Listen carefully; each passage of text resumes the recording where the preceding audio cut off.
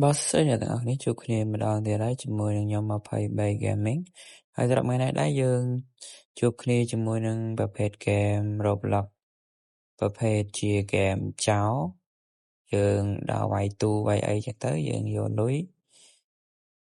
ដើម្បីទិញឡានទិញគ្រឿងរៀបចំផ្ទះរបស់យើងហើយវាមានដូចជាធ្វើប៉ូលីសហើយនឹងទៅប្លន់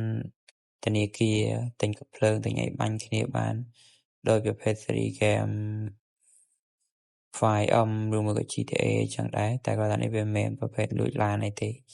យើងរកលុយទិញឡានខ្លួនឯងហើយដោយប្រភេទឡានដែលខ្ញុំប្រើនេះប្រភេទ BM3 ដូចជា M5 អីហ្នឹងឡានហ្នឹងសំណំដែរព្រោះឡានហ្នឹងវា 85,000 ហើយឡានហ្នឹងវាមិនថ្លៃទេក្នុងហ្គេមហ្នឹងតែតម្លៃកែឡានអីហ្នឹងក៏ពពកដូរតែម៉ាស៊ីនមួយតម្លៃប្រហែល1.3 អីចឹងហើយសម្រាប់សលេងឡានអីអាចអេមសលេងឡានក្នុងហ្គេមហ្នឹងអេមដែរប៉ុន្តែដោយសារតែវាមានបទចម្រៀងហើយខ្ញុំបិទអត់កើតទេចឹងខ្ញុំខ្លាច copyright ក៏ខ្ញុំបិទសំឡេងហ្គេមចោលទៅតែសំឡេងហ្គេមវាលយដែរវាអត់ឲ្យយើងថ្លង់អីញ៉ៃញ៉ៃទេហ្នឹងហើយឥឡូវយើងចេញទៅប្លន់ធនាគារប៉ុន្តែធនាគារនេះខ្ញុំទៅតែប្លន់ដែរតែអញ្ចឹងទូ ATM អីហ្នឹងគឺវាអត់ទាន់មកដូចដើមវិញទេតែទូលុយនេះវាលឿនតែដូចជាខ្ទង់5នាទីតែដោយទូ ATM វាអាចពី10នាទីដល់15នាទីសម្រាប់ទូ ATM ហើយពេលយើងចូលមកធនាគារនឹងព្រមយើង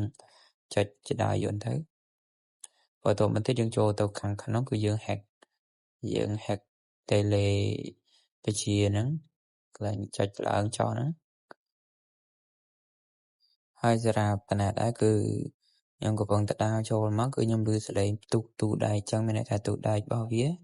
reset មកវិញហើយអញ្ចឹងយើងមានលួចអីទៀតហើយអញ្ចឹងយើងចូលទៅហើយសម្រាប់ last year នេះបើសិនជាយើងមិនប៉ះវាតរ៉ាត់ខាងមុខហ្នឹងគឺវាអត់បាញ់យើងទេបើសិនជាយើងប៉ះ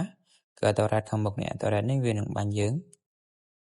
ហើយប៉ុន្តែយើងចង់ប៉ះក៏ប៉ះមិនប៉ះក៏នេះបើយើងធម្មតាយើងប៉ះទៅយើងបាក់លោតញ៉ៃញ៉ៃច្រើនផងយើងក៏ប៉ះទៅតរ៉ាត់ហ្នឹងវាបាញ់យើងមិនឈឺដល់ងាប់ទេតែកុំឲ្យតែមានប៉ូលីសដែលជា player ដូចយើងដែរបើសិនជាមាន player ដូចយើងដែរគេនៅចាំយាមនៅហ្នឹងគឺយើងពិបាកតិចដោយសារប៉ូលីសទឹកដៃក៏ខ្លាំងដែរខ្ញុំជួបច្រើនដងដែរយើងមានខ្លះក៏យើងបាញ់ឈ្នះខ្លះក៏យើងបាញ់ឈ្នះដែរដូចតែណាទូដែករបស់វាណាទូដែកហ្នឹងវាមានមាសវាមានប្រាក់អីចឹងធម្មតាយើងរើសមាសហើយនឹងអ្នកពណ៌ស្វាយដែលខ្ញុំចុចហ្នឹងដបងហ្នឹងហើយរើសមកយើងរើសមាសឲ្យអស់មករឿងដែករឿងអីហ្នឹងក៏ធម្មតាយើងរើសឲ្យតែពេញកាបូបមកតែយល់ឲ្យយើងរើសល្អសិនហើយដូចទូដែកវាទៅតែផ្ទុះចឹងគឺលុយអីវា reset មកតាមអតេសហ្នឹងគឺវាមានទាំងអស់អតេសវាអាចមាន200 300អញ្ចឹងសិនយល់អស់គ្នាយើងរើសវាអស់ទៅហើយនេះខ្ញុំឡើងទៅមួយជាន់ទៀតជាន់ខាងលើឥឡូវយើងមកដល់ហើយយើងមកដល់ជាន់ខាងលើហើយសម្រាប់ជាន់ខាងលើយើងមកគឺមានអីទៅមានតែយើងរើសលុយតាមអតេសហ្នឹងតាមឈើតាមអីហ្នឹងឯងឥឡូវហ្នឹងវាអាចបានខ្ទង់1000ជាងអីដែរ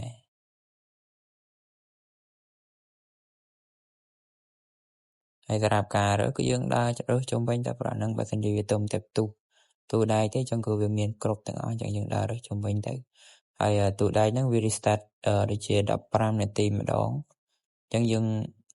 យើងមកលួចម្ដងហើយគឺយើង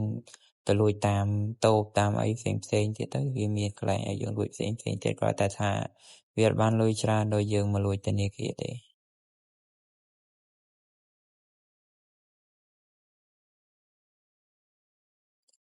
ឥឡូវខ្ញុំលួចអស់ហើយធម្មតាគឺយើងចោះតាមធម្មតាតែយើងមនុស្សមិនធម្មតាគឺយើងលោតចោះតែម្ដងហើយសម្រាប់ការលោតចោះហ្នឹងយើងលោតចដោលយើងចុចឆាត់ជងទៅគឺវាអត់អីទេយើងឡើងឡានបន្ទាប់ពីយើងឡើងឡានហើយគឺយើងយករបស់ដែលយើងលួចបានដូចជាមាសដូចជាពេជ្រអីហ្នឹងយកទៅលក់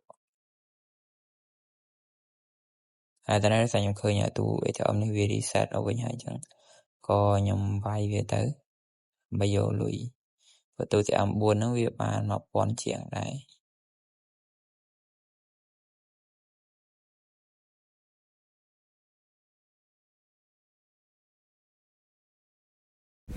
ហ្នឹងហើយឡើយយើង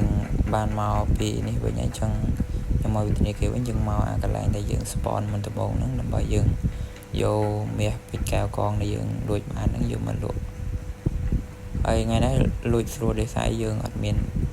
police ជា player អញ្ចឹងយើងអត់ប្របាទេក្នុងការលួចហ្នឹងគឺស្រួលទេហើយលួចម្ដងបានការលក់ហ្នឹងបានខ្ទង់ 5000 ជាងប៉ុណ្្នឹងឯងប៉ុន្តែពេលដែលយើងលួចលុយនៅក្នុងលើហ្នឹងវាអាចបានចន្លោះពី 10000 ជាងទៅ 20000 ដែរអញ្ចឹងវីដេអូរបស់ខ្ញុំមានតែប៉ុណ្្នឹងឯងសូម